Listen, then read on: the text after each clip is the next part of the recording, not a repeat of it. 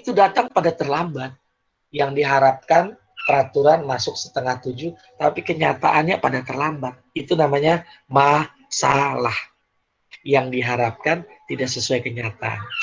Terusnya kamu berpikir, bertanya-tanya, kenapa ya mereka bisa terlambat ya? Apa yang mereka membuat? Apa yang membuat mereka jadi terlambat? Kenapa kok mereka itu sering terlambat? Yang tadi kamu ucapkan adalah rumusan masalah. Paham ya?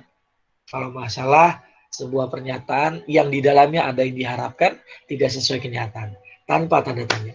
Ketika kamu bertanya, berpikir, mencari jawabannya, ada apa sih seperti ini? Kenapa begini? Kenapa begitu? Itu namanya rumusan masalah. Oke ya, sip. Lanjut. Kita akan lihat yang sebenarnya ini adalah yang akan kamu kerjakan hari ini. Tentang masalah dan rumusan masalah, itulah yang menjadi poin penting dari sebuah penelitian sosial dan menjadi latihan penugasan kalian hari ini.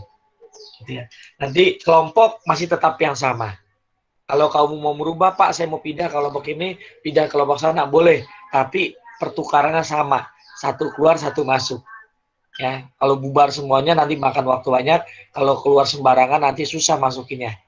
Oke ya, nanti ada yang kurang, ada yang lebih. Kalau mau tukeran boleh. Kelompok satu, kelompok dua, Pak, tukeran Pak. Yang satu ke dua, yang dua ke satu, boleh. Tapi jumlahnya harus sama. Tidak melawan aturan gitu ya. Kemudian kamu tulis tuh di scan. Ingat ya, nulisnya jangan pakai aplikasi komputer dan sebagainya. Tulis tangan. Oke ya. Kemudian dikirimkan ke WA Group seperti biasa. Nanti teknisnya ada di blog saya. Temukan. Nah ini soalnya cuma ini aja. Perhatikan soalnya cuma ini aja ya. Temukan masalah dan rumusan masalah. Temukan masalah dan rumusan masalah. Ya. Pak, slide-nya yang sebelumnya Pak, saya lupa nih, saya ingetin lagi. Jadi cuma membuat ini ya. Ini yang buat contoh ini. Ingat dalam membuat pernyataan, dalam membuat masalah, ingat ada yang jelas di mana tempatnya, siapa yang melakukan, harapannya seperti apa gitu ya. Kemudian di sini jangan lupa. Nah, sana. Kalau rumusan masalah wajib hukumnya ada kata tanya. Pak, ini kan di sekolah, Pak. Kalau di masyarakat bagaimana? Gampang. Contoh. Ini contoh di masyarakat. Masyarakat kami adalah masyarakat muslim yang taat. Ini awalnya nih ya. Sudah jelas yang namanya khamr, minuman keras dan sejenisnya dilarang oleh Allah sesuai dengan sunnah Rasul dan Al-Quran. Tapi hampir setiap malam di ujung gang ada saja remaja yang mabuk-mabukan, minuman keras atau ganja dan seterusnya. Itu masalah. Rumusan masalahnya bisa saja yang mana, tinggal kamu pilih. Kenapa mereka berbuat seperti itu? Kenapa para pemuda di ujung gang melakukan tindakan yang melawan hukum Tuhan? Kenapa mereka remaja di ujung gang minum minuman keras? Apa yang menyebabkannya? Paham ya? Jangan keterusan, nanti kamu susah nyarinya. Nanti ingat, itu contohnya saya, jangan pakai ya. Kamu bisa menemukan, mengeksplorasi pertanyaan yang lain. Berikutnya, lanjut ke depannya. Ingat ya, ini sudah selesai, ingat ya. Ketika kamu memilih ini adalah sebuah awal pemantik dari satu semester. Ya, walaupun nanti bisa dirubah di tengah jalan, tapi lebih baik dari awal. Kenapa? Karena ketika kamu tekan ini adalah untuk penelitian kita dalam semester ini. Paham ya? Jadi kita memilih untuk anak yang suka minum minuman keras, ya sudah itu saja untuk satu semester. Oke? Nah, lanjut ya. Sebenarnya materi itu tentang penelitian sebenarnya sudah ada di semester ganjil.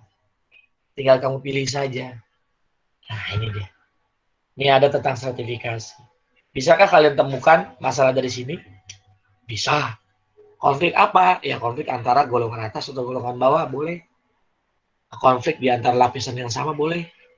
Atau yang lebih terperinci, seperti ini. Ini udah jelas banget ini masalah. Ya. Adakah di daerah kamu seperti ini? Ada. Saya yakin ada. Satu atau dua juga ada. Berapa liar biasanya ada. Nih, ditambahkan lagi. Bahkan saya tulis dan masih banyak lagi. Kamu bisa memilih dari sini. Apa membuat masalah dan rumusan masalah. Kemudian saya tambahkan lagi, ada yang seperti ini, lebih banyak lagi, ya. Ada tentang ibu-ibu yang jadi tukang ojek, ada. Kemudian kamu bisa bercerita tentang ibu-ibu yang jadi tukang sayur juga ada. Nah, kan tukang sayur ibu-ibu terus, Pak. Salah. Tukang sayur yang sekarang bawa motor tuh, yang motor berisik, masuk-masuk komplek atau wilayah pemukiman gitu. Itu sebenarnya awalnya adalah bapak-bapak. Ya, sekarang berubah, yang jadi tukang sayur kemudian berubah bisa jadi ibu-ibu, banyak gitu. Awalnya itu kebanyakan adalah bapak-bapak. Berikutnya, ya, ini yang penyimpangan positif dan negatif. Ini juga saya berikan. Individual, mulai yang tentang pencurian, geng penjahat, atau kamu pernah dulu di semester ganjil cerita tentang hacker dan semuanya, itu boleh. Tapi ingat, pilihlah kalau sebuah penelitian yang kamu pahami, yang kamu ketahui, dan yang kamu sukai. Pahami, ketahui, dan kamu sukai. Karena kalau begitu kamu akan terpacu untuk meneruskannya, mencarinya. Yang terakhir, slide terakhir. Gampang kan ya? Semua saya sudah dijelaskan, ada contoh-contohnya, ya. Dan ingat, ini mengingatkan kembali sebelum kamu mengambil sebuah keputusan untuk menentukan masalahnya ini. Dan ini satu kelompok, satu saja. Satu kelompok, satu saja. Satu masalah, satu rumusan penelitian. Rumusan masalah. Masalah apa yang tepat untuk dijadikan media sosial sederhana selama satu semester ini. Jadi kalau kamu memilih, oh ini udah, ya sudah kita kompak aja materinya tentang ini. Oke, terima kasih. Cukup presentasi dari saya yang sederhana saja. Ini yang paling mendasar.